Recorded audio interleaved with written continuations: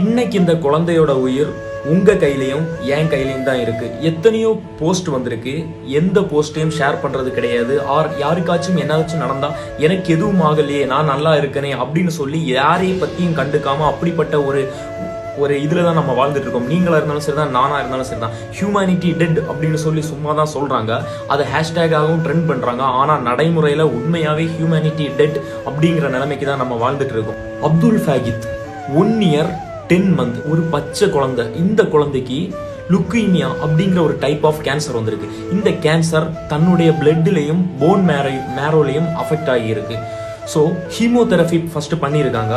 Chemotherapy பண்றப்போ செஸ்ட்ல ஓட்ட போட்டிருக்காங்க. வெறும் 1 வருஷம் 10 மாசமையான குழந்தையோட செஸ்ட்ல ஓட்ட போட்டிருக்காங்க. எவ்வளவு வலி! அந்த குழந்தை சின்ன வயசு பிஞ்சு குழந்தை, நம்மளே இதெல்லாம் தாங்கிக்க மாட்டோம். அந்த குழந்தையோட செஸ்ட் பக்கத்துல தொடும்போது அது கதறி அழுது. அவ்வளோ வலியை தாங்கிட்டு இந்த சின்ன வயசுல அந்த குழந்தை இவ்வளோ கஷ்டத்தை அனுபவிச்சுட்டு இருக்கு. ആംബുലൻസ് റെഡി ആയിട്ടുണ്ട്.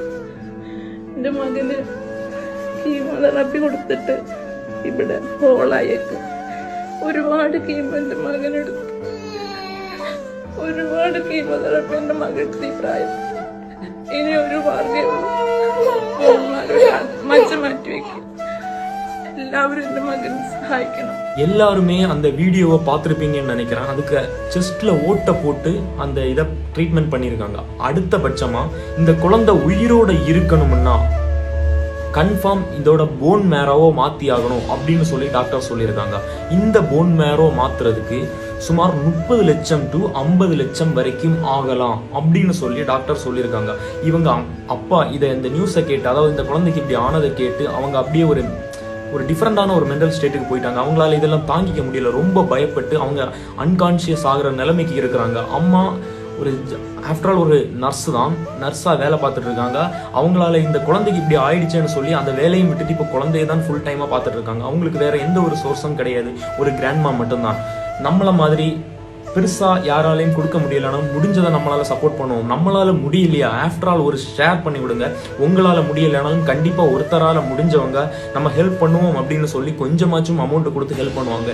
மேபி நீங்க ஷேர் பண்ணி ஏதாச்சும் ஒரு பெரிய ஆள் பார்த்தாங்கன்னா கண்டிப்பா அவங்க ஏதாச்சும் கொடுக்கறதுக்கான வாய்ப்பு இருக்கு. ஒரு குழந்தையோட உயிர் நம்ம கையில.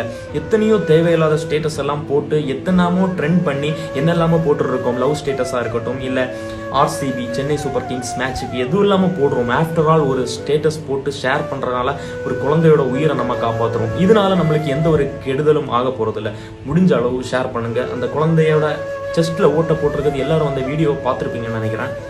நான் இந்த அக்கௌண்ட் நம்பர் ஸ்டார்டிங்லேருந்து இதில் மென்ஷன் பண்ணி நான் விட்டுருக்கேன். முடிஞ்ச அளவு உங்களால் முடிஞ்ச ஃபண்டை அனுப்புங்க. பெருசாக அனுப்பலைன்னா கொஞ்சமாச்சும் அனுப்புங்க.